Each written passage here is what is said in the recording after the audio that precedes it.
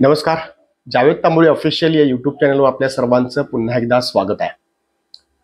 खरं तर शिक्षक भरती आणि वेगवेगळी शैक्षणिक माहिती आपण चॅनलच्या माध्यमातून तुमच्यापर्यंत आतापर्यंत देत आलेलो आहोत. प्रत्येक वेळेला लाईव्ह किंवा प्रत्येक वेळेला व्हिडिओ बनवणं शक्य होत नाही. त्यामुळे जिथं महत्त्वाच्या गोष्टी असतील, महत्त्वाचे मुद्दे असतील, त्या ठिकाणीच मी व्हिडिओ बनवून तुमच्यापर्यंत पोहोचवत असतो. आपल्याला कल्पना आहे की शिक्षक भरतीचा दुसरा टप्पा सुरू आहे. यामध्ये दुसऱ्या टप्प्याच्या प्राधान्यक्रम लॉक करण्याची मुदत जी आहे ती संपलेली आहे. सर्वांचे आता भवितव्य जे आहे ते पवित्र पोर्टलमध्ये लॉक झालेलं आहे. काही दिवसामध्ये आता त्याच्या याद्या ज्या आहेत ते लागतील. प्रथमतः विदाउट इंटरव्ह्यूच्या याद्या लागतील, त्यानंतर विथ इंटरव्ह्यूची जी आहे ती यादी लागतील आणि ती विथ इंटरव्ह्यूची मुलाखतीची प्रक्रिया जी आहे ती सुरू होईल. दुसरा महत्वाचा मुद्दा जो आहे त्याच्यासोबतच पॅरलल सुरू आहे तो म्हणजे टेट 3 परीक्षेसंदर्भात. आता या टेट 3 परीक्षेच्या संदर्भात काही महत्वाचे मुद्दे, शिक्षण सेवक संदर्भात काही गोष्टी, काय नेमकं सुरू आहे त्या संदर्भात अशा एक 2-3 मुद्द्यावर चर्चा करण्यासाठी मी आज हा व्हिडिओ बनवतोय. यामध्ये पहिल्यांदा आपण बोलूयात तो म्हणजे टेट 3 मध्ये काही अडचणी असतील त्या संदर्भात बोलूयात. तर आपल्याला कल्पना आहे की टेट 3चा या परीक्षेसाठी, अभियोग्यता परीक्षेसाठी अर्ज करण्याची मुदत 10 तारीख होती. त्यानंतर ती वाढवण्यात आलेली आहे. 14 तारखेपर्यंत आपण अर्ज त्या ठिकाणी करू शकतो. आता यामध्ये हा अर्ज करत असताना किंवा आपण ज्याला फॉर्म भरतो त्यावेळेला काही आपल्या न कळत चुका होतात. मग त्यामध्ये काही मायनर असतात, काही मेजर असतात. आता या चुका संदर्भात एडिटचा तरी ऑप्शन त्यामध्ये देण्यात आलेला नाहीये.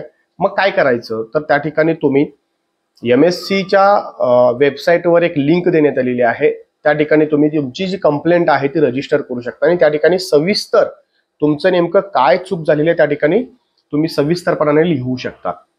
मात्र जर खूपच मोठी चूक असेल, तुम्हाला जर मेलचा रिप्लाय येत नसेल, तर मात्र माझं प्रामाणिक मत आणि वैयक्तिक मत असं असेल की तुम्ही रिस्क न घेता त्या ठिकाणी फॉर्म नव्यानं भरलेलं कधीही योग्य राहील असं माझं मत आहे. पैसे थोडे जातील, मात्र रिस्क घेण्यापेक्षा ते योग्य राहील असं माझं वैयक्तिक मत आहे. मात्र तुम्हाला जर चूक मायनर असेल, MSC कडून तुम्हाला रिप्लाय आला असेल, तर मात्र काही अडचण त्या ठिकाणी नाही. मग त्यावेळेला मात्र दुसरा फॉर्म भरण्याची गरज नाहीये. पुढचा एक महत्वाचा मुद्दा आहे की आता अनेक व्हॉट्सअपवर असतील, टेलिग्रामवर असेल, व्हिडिओच्या माध्यमातून असतील किंवा मेसेजेसच्या माध्यमातून असेल, परीक्षा पुढे जाणार की नाही जाणार या संदर्भात चर्चा सुरू आहे. तर माझं स्पष्ट मत या संदर्भात मी तुम्हाला सांगतो. काही अधिकाऱ्यांसुद्धा सोबत सुद्धा मी या संदर्भात बोललेलो आहे. तर मागचा अनुभव पाहता म्हणजे टेट 2चा अनुभव पाहता IBPS एक दिवस ही परीक्षा पुढे ढकलत नाही. हा अनुभव आपला मागचा आहे. कारण टेट 2च्या वेळेला सुद्धा अशीच परिस्थिती होती. एकाच आठवड्यामध्ये नवोदयच्या सुद्धा परीक्षा होत्या आणि त्याच आठवड्यामध्ये अभियोग्यता सुद्धा परीक्षा होती, म्हणजे टेट 2 सुद्धा होती. त्यामुळं अनेक वेळेला निवेदनं दिलेली होती, मात्र IBPSनं एकही दिवस परीक्षा पुढे ढकलली नाही. त्यामुळे जे वेळापत्रक आहे त्या वेळापत्रकानुसारच IBPSनं मागच्या सेकंड टेटला परीक्षा घेतलेली आहे. तीच परिस्थिती सध्या आहे. उलट या वेळेला काही अधिकाऱ्यांचं असं म्हणणं आहे की या वेळेला नोटिफिकेशन येण्याच्या अगोदर आम्ही पत्रकाद्वारे 2 महिने आधीच की या दरम्यान परीक्षा होण्याची शक्यता आहे अशा पद्धतीचं पत्रक काढलेलं होतं आणि ते आपल्या सर्वांना माहिती आहे की परीक्षेचं अधिकृत नोटिफिकेशन म्हणजे वेळापत्रकासहित नोटिफिकेशन येण्या अगोदर 1.5-2 महिन्या अगोदर ते पत्रक जे आहे ते आलेलं होतं. त्यामुळे अधिकाऱ्यांचं म्हणणं आहे की हे अगोदरच दिलेलं होतं, त्यामुळं परीक्षा पुढे जाण्याची शक्यता तुर्तास तरी दिसत नाहीये. दुसरा एक महत्वाचा मुद्दा NCL संदर्भात मला सांगायचा आहे की NCL संदर्भात सुद्धा काही जण असंच म्हणतायत की नोटिफिकेशन आलं आणि एवढ्या कमी काळामध्ये NCL आम्ही काढणार कसं. तर तिथंही हेच उत्तर असेल की हे नोटिफिकेशन परीक्षेचं येण्या अगोदर ते पत्रक आलं होतं की आम्ही या महिन्यामध्ये मे किंवा जून मध्ये अंदाजे ही परीक्षा होईल असं आलेलं होतं. त्यामुळं काही अधिकाऱ्यांचं म्हणणं आहे की ते त्यावेळेला NCL काढणं गरजेचं होतं, ती प्रक्रिया सुरू करणं गरजेचं होतं. त्यामुळं मित्रांनो माझी विनंती असेल की NCL ज्यांनी प्रक्रियेला दिलेलं आहे त्यांनी लवकरात लवकर तहसीलदार असतील, नायब तहसीलदार असतील यांना विनंती करून ते NCL लवकरात लवकर काढून घ्या. अजूनही तुमच्याकडे 1-2-3 दिवसांचा वेळ आहे. त्या 2-3 दिवसांमध्ये तुमचं एनसीएल येणं काही जणांचं असेल तर त्यांनी फॉर्म भरण्याची गडबड करण्यापेक्षा 13 तारखेला किंवा 14 तारखेपर्यंत जरी फॉर्म भरला, मात्र ज्यांचे एनसीएल साठी थांबलेलं आहे त्यांच्यासाठी मी सांगतो की 13 तारखेपर्यंत एनसीएल काढून घेऊन त्या ठिकाणी फॉर्म भरा. त्या ठिकाणी दुसरा एक महत्वाचा मुद्दा आहे की परीक्षा पुढे जाणार या मानसिकतेमध्ये राहू नका. जाईल न जाईल तो भाग वेगळा आहे. पुढे परीक्षा पुढे जाण्याला कोणाचाच विरोध नाहीये, मात्र ती कन्फर्म जाणार आहे की नाही जाणार आहे हे तुर्तास या गोंधळात पडण्यापेक्षा तुम्ही त्या ठिकाणी पूर्णपणे अभ्यासावर फोकस करा, पूर्णतः अभ्यासावर फोकस करा, जेणेकरून त्या ठिकाणी तुम्हाला तुमचा स्कोर जो आहे तो वाढवण्याला मदत होईल. कारण यावेळेला टेट 2च्या तुलनेत टेट 3ला मेरिट जे आहे ते जास्त लागणार आहे, यामध्ये शंका नाहीये. कारण जागा त्या अर्थानं कमी असणार आहेत, त्याच पद्धतीने स्पर्धा खूप मोठी असणार आहे. कारण यामध्ये जे लागलेले नाहीये, जे लागलेले आहेत, जे नव्यानं आहेत ते सगळे यामध्ये स्पर्धेला असणार आहेत. आणि तिसरा महत्वाचा ही मेरिट जास्त असण्याचं कारण हे असणार आहे, कारण टेट सेकंड परीक्षा IBPS न घेतली, टेट 3 परीक्षा सुद्धा IBPS घेणार आहे. त्यामुळे जे लाखो विद्यार्थी आहेत की ज्यांनी परीक्षा दिलेली आहे त्यांना त्याचा IBPSचा पॅटर्न माहिती आहे. त्यामुळं कृपया की इतर ठिकाणी परीक्षा पुढे जाईल नाही जाईल या मुद्द्यामध्ये पडण्यापेक्षा अभ्यासावर फोकस करणं योग्य राहील. तो अभ्यास नेमका काय करायचा आहे, काय वाचायचा आहे, काय नाही वाचायचा हे तुम्ही आता सोशल मीडियावर पाहताय. काय करायचं काय नाही करायचं या सगळ्या गोष्टी, मला जास्त अभ्यासावर तुम्हाला तुमच्यासोबत बोलायचं नाही, मात्र ज्या विषयाला वेटेज जास्त आहे त्या विषयाला महत्व जास्त द्या असं माझं प्रामाणिक मत आहे. कारण इंग्रजी व्याकरण, मराठी व्याकरण याला जास्त वेटेज नाही आहे, जास्त प्रश्न त्याच्यावर येत नाहीत. त्यामुळे मॅथ्स आणि रिझनिंग याच्यावर जर तुम्ही जास्त फोकस केला आणि त्यातल्या त्यात जर तुम्ही मानसशास्त्र, सायकोलॉजी वाचला तर तुम्हाला चांगला स्कोर होईल निश्चितपणानं.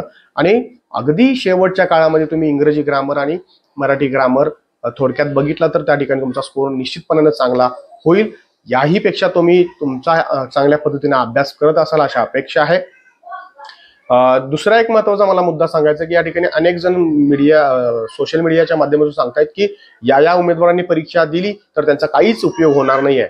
मित्रांनो, आपल्याला कल्पना आहे की बीएडच्या लास्ट इयरला असणाऱ्यांना, IPR असणाऱ्यांना संधी दिलेली आहे टेट परीक्षेत, मात्र त्यांचा निकाल राखून ठेवण्यात येणार आहे. त्यांनी तो नंतर दाखवून त्या ठिकाणी त्यांना संधी दिली जाईल. मात्र जे DED FPR आहेत, ज्यांनी TET पास केलेली नाहीये, त्यांचा टेट देऊन काहीच फायदा नाहीये असं काही जण म्हणतायत. तर तो फायदा कुठला नाहीये, तर त्यांना नोकरी मिळणार नाही हा फायदा त्यांचा नाहीये, मला मान्य आहे. कारण DEDला कंपल्सरी TET आहे. 1ली ते 8वीला जर तुम्हाला शिक्षक म्हणून लागायचं असेल तर TET कंपल्सरी आहे. मात्र माझं असं मत आहे की हे उमेदवार परीक्षा देऊन अनुभव घेऊ शकतात, त्यांना नोकरी मिळणार नाही पण परीक्षा देऊन त्या ठिकाणी अनुभव घेऊ शकतात.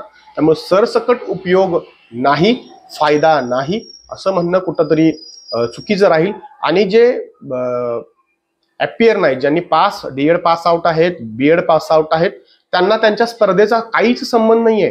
कारण त्यांनी जरी मेरिट चांगलं काढलं तरी ते काय पवित्र पोर्टलच्या प्रक्रियेमध्ये येणार नाहीये. कारण जे काय मेरिट लागतं ते पवित्र पोर्टलच्या प्रक्रियेतून लागतं. त्यांनी परीक्षा फक्त द्यायची आहे, त्यांचं फक्त त्यांनी नुसता स्कोर दिसणार आहे, पवित्र पोर्टलवर त्यांना नोंदणी करता येणार नाहीये.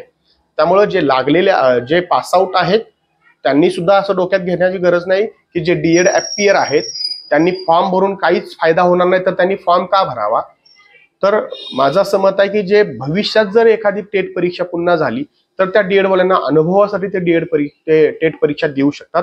त्यांचा फायदा त्यांनाही नाही, त्यांना नोकरीचा त्यांनाही फायदा नाहीये आणि जे पासआउट आहेत त्यांना त्यांचा तोटा नाहीये.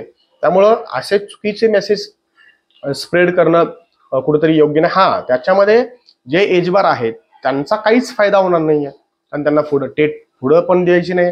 अनुभवासाठी जे आहेत ते DED FPR जे आहेत, ज्यांनी TET पास आउट नाही आहेत ते त्या ठिकाणी अनुभव फक्त, बाकी काही त्यांना त्या ठिकाणी नोकरीमध्ये संधी मिळणार नाहीये. हा एक मुद्दा महत्वाचा आहे. आता पुढचा मला महत्वाचा मुद्दा बोलायचा होता तो म्हणजे शिक्षण सेवक संदर्भात. गेल्या 4-5 दिवसांपासून आपल्याला कल्पना आहे की ग्रामसेवक जे आहेत ते आपल्या मागण्यांसाठी आक्रमक झालेले आहेत. आता शिक्षण सेवक मात्र थंड झालेत असे काही मेसेजेस व्हायरल होत आहेत. आपल्याला कल्पना आहे की 3-4 दिवसांपासून देशामध्ये काय परिस्थिती होती, आंतरराष्ट्रीय स्तरावर कशा पद्धतीने सगळ्या गोष्टी सुरू होत्या, त्यामुळं या मागणीला जोर देणं त्या ठिकाणी कुठेतरी योग्य वाटलं नाही. मात्र आता या ठिकाणी कुठेतरी हे सगळं थांबलेलं असं दिसतंय. त्यामुळं मी स्वतः काल कोल्हापूरचे पालकमंत्री प्रकाश आंबेडकर यांची भेट घेतलेली आहे. त्यांना विनंती केलेली आहे. त्यांनी सविस्तर उद्या म्हणजे सोमवारी भेट घ्यायला सांगितलेलं आहे. उद्या सोमवारी सविस्तर त्यांची भेट घेऊन शिक्षण मंत्री दादाजी भुसे यांची जी वेळ आहे, शिक्षण परिषद आपल्याला जी राज्यस्तरीय शिक्षण परिषद घ्यायची आहे ती वेळ त्यांची घेतली जाणार आहे. आणि त्या ठिकाणी निश्चितपणानं या मेच्या अखेरपर्यंत आपल्याला शिक्षण सेवक रद्दसाठी जी शिक्षण परिषद आपल्याला घ्यायची आहे ती पूर्णपणे त्या ठिकाणी घ्यायची आहे. शिक्षण मंत्री फक्त जरी आले तरी शिक्षण परिषदेला सफिशियंट आहे. काही जण म्हणतायत की आपण यांना बोलवू, त्यांना बोलवू, मुख्यमंत्र्यांना बोलवू. तर यामध्ये जास्त वेळ जाण्यापेक्षा त्यांची वेळ मिळवणं एवढं कठीण होतं. त्यामुळं या सगळ्यामध्ये जर आपण वेळ वाया घालवला की पुन्हा आपल्या शाळा सुरू होतील आणि पुन्हा या सगळ्या गोष्टींना वेळ देणं शक्य होणार नाही. त्यामुळं विनंती आहे की शिक्षण मंत्री सहज अवेलेबल होतील, त्यांना सोबत घेऊन आणि लईतले आपण राज्य शिक्षण मंत्री जे पंकज भोयर आहेत त्यांना सोबत घेऊन आपण ही शिक्षण परिषद पूर्ण करूयात. आणि निश्चितपणानं काहीतरी सकारात्मक जून, जुलै, ऑगस्ट या महिन्यांमध्ये सकारात्मक गोष्टी आपल्या पदरात पडतील यामध्ये काही शंका नाही असं मला आजही वाटतं. तर आपण त्यासाठी सर्वांनी मिळून प्रयत्न केले तर निश्चितपणानं काही सकारात्मक गोष्टी या 2-3 महिन्यामध्ये आपल्याला पाहायला मिळतील असं मला वाटतं. त्याच पद्धतीने या ठिकाणी शिक्षण सेवकांचं जे मानधन वाढ होणार आहे त्याचा प्रस्ताव दिला गेलाय वगैरे अशा काही गोष्टी सध्या सुरू आहेत. तर यामध्ये माझ्या वैयक्तिक माहितीप्रमाणे आता असं कुठेही मला तरी ऐकण्यात आलेलं नाही. मी स्वतः काही माझे मित्र जे आहेत त्यांना फोन केले होते तर ते सुद्धा म्हटले की अजून असं काही नाहीये. त्यामुळं जर असेल तर चांगली गोष्ट आहे. मात्र सध्या तरी तसं तुर्तास माझ्या माहितीप्रमाणे तरी दिसत नाहीये. या सगळ्या गोष्टी आपण शिक्षण सेवक रद्दसाठी निश्चितपणाने प्रयत्न करायचे आहेत. आपल्याला कल्पना आहे की सगळ्या शिक्षण सेवकांना आपला कुटुंबाचा उदरनिर्वाह करणं त्या अर्थानं फार कठीण होतंय. काही जणांची लग्न जी आहेत ती व्हायची बाकी होती, त्यांनी आता या मे महिन्याच्या सुट्टीमध्ये त्यांनी लग्न केलेली आहेत. पुन्हा त्यांच्यावर जबाबदारी वाढलेली आहे. त्यामुळं हे कुठंतरी जून, जुलै, ऑगस्ट पर्यंत या सगळ्या गोष्टी मार्गी लागतील अशा आशेनं आपण पुढे जाऊयात. आणि तुमच्या सर्वांच्या सहमतीनं, तुमच्या सर्वांच्या सहकार्यानं या सगळ्या गोष्टी होणार आहेत. त्यामुळं कुठेतरी सकारात्मक राहाव्या. नकारात्मक कॉमेंट्स करण्यापेक्षा, नकारात्मक गोष्टीवर चर्चा करण्यापेक्षा आपण सकारात्मक बोललेलं कधीही योग्य राहील. आणि त्या अर्थानं त्या अनुषंगानं आपण निश्चितपणानं प्रयत्न करत राहूया. आणि परीक्षा जी आहे ती पुढे जाणार या कोणत्याही मानसिकतेत न राहता फोकस करा. कारण आपल्याला मागचा अनुभव चांगला माहिती आहे. मी स्वतः तत्कालीन शिक्षण मंत्री दीपक केसरकर यांना त्याही वेळेला प्रश्न केला होता की एकाच आठवड्यामध्ये नवोदयच्या परीक्षेत एकाच आठवड्यामध्ये शिक्षक अभियोग्यता व बुद्धिमत्ता चाचणीची परीक्षा आहे. त्यामुळे लाखो विद्यार्थ्यांचं नुकसान होईल. तरी सुद्धा त्या परीक्षा मागच्या वेळेला IBPS पुढे नेल्या नाहीत. आत्ताही त्या नेण्याची शक्यता फार कमी आहे. नेल्या तर अभ्यासाला वेळ मिळेल, चांगलीच गोष्ट आहे. पण तसं होण्याची शक्यता तुर्तास तरी दिसत नाहीये. त्यामुळं फोकस करा अभ्यासावर. अजून काही तुमचे प्रश्न असतील तर कमेंट बॉक्समध्ये नक्की टाका. काही शंका असतील तर आपण त्याच्यावर निश्चितपणानं चर्चा करूयात. आणि शिक्षण सेवक रद्दसाठी सर्वांनी प्रयत्न करूयात. एक आहे, आपण कुठलाही असंविधानिक मार्ग या ठिकाणी घ्यायचा नाहीये. संविधानिक मार्गाने आपल्याला जायचं आहे. आपण सर्वजण शिक्षक आहोत तर त्या शैक्षणिक चौकटीत राहूनच आपण आपल्या सगळ्या मागण्या ज्या आहेत त्या निर्णयकर्त्यांपर्यंत पोहोचवायच्या आहेत. आणि त्याचसाठी आपण राज्यस्तरीय शिक्षण परिषदेचं नियोजन केलेलं आहे. याची संपूर्ण माहिती आपण काही जिल्ह्यांमध्ये पत्रकार परिषद घेऊन दिलेली आहे. आपण एक चांगला मुद्दा जो आहे, एक ज्वलंत प्रश्न जो आहे तो समाजासमोर आणलेला होता. काही प्रसार माध्यमांना सुद्धा या गोष्टीची कल्पना पूर्वी नव्हती तर ती आपण आणून दिलेली आहे. तर निश्चितपणाने यामध्ये काहीतरी आपल्या पदरात पडेल यामध्ये शंका नाहीये. मला शेवटचा मुद्दा सांगायचा होता तो म्हणजे अनेक जण विचारतात की सर मेरिट जे आहे ते किती कमी येईल म्हणजे सेकंड टप्प्याचं. तर सेकंड टप्प्यामध्ये मेरिटच्या संदर्भात मला तुम्हाला सांगायचं की 1 ते 5च मेरिट फक्त जास्त काही मार्कांनी खाली येईल. मात्र 6वी ते 8वी आणि 9वी ते 12वीचं मेरिट त्या अर्थानं कमी येईल असं वाटत नाही. एखादा मार्क किंवा 1-2 मार्कांनीच खाली येण्याची शक्यता आहे. कारण त्या ठिकाणी रिपीट कॅन्डिडेट होतात. लक्षात घ्या, 1 ते 5 ला मात्र कोणीही रिपीट होणार नाही. तिथं सगळे जे न लागलेले काठावर आहेत त्यांना त्या ठिकाणी निश्चितपणाने संधी मिळणार आहे. मात्र 6वी ते 8वी आणि 9वी ते 12वी ला त्या ठिकाणी संधी मिळण्याची त्या अर्थानं शक्यता जी आहे ती कमी आहे. म्हणजे मेरिट खाली येण्याची शक्यता फार कमी आहे. मात्र 1 ते 5 चं मेरिट जे आहे ते खाली येईल. टेट 3 परीक्षेमध्ये जिल्हा परिषदेच्या चांगल्या जागा असतील, कारण रिटायरमेंट सुद्धा मोठ्या प्रमाणात आहेत आणि आता जी नवी संच मान्यता आहे त्याला तुर्तास स्थगिती देण्यात आलेली आहे. त्यामुळे जिल्हा परिषदेच्या स्थानिक स्वराज्य संस्थेच्या जेवढ्या जागा आहेत त्या टेट 3 परीक्षेमध्ये निश्चितपणाने येणार आहेत. त्यामुळे एक चांगली संधी टेट 3 परीक्षेच्या माध्यमातून उमेदवारांना मिळणार आहे. त्यामुळं फोकस हा जो आहे तो अभ्यासावर करा असं माझं मत आहे. तुम्हाला हा व्हिडिओ कसा वाटला कमेंट करून नक्कीच सांगा. तुमचे काही प्रश्न असतील तर कमेंट बॉक्समध्ये टाका, त्याचं उत्तर देण्याचा प्रयत्न निश्चितपणाने केला जाईल. व्हिडिओ आवडल्यास शेअर करायला विसरू नका आणि सर्वात महत्त्वाची गोष्ट, जे नवीन आहेत त्यांनी चॅनलला सबस्क्राईब करायला काही हरकत नाही. काही पुढची ज्या अपडेट आहे ते तुम्हाला लवकरच मी देईन. शिक्षण मंत्री दादाजी भुसे यांची भेट घेतल्यानंतर तुम्हाला त्याच्या संदर्भात अपडेट निश्चितपणाने मी देईल. तुर्तास धन्यवाद.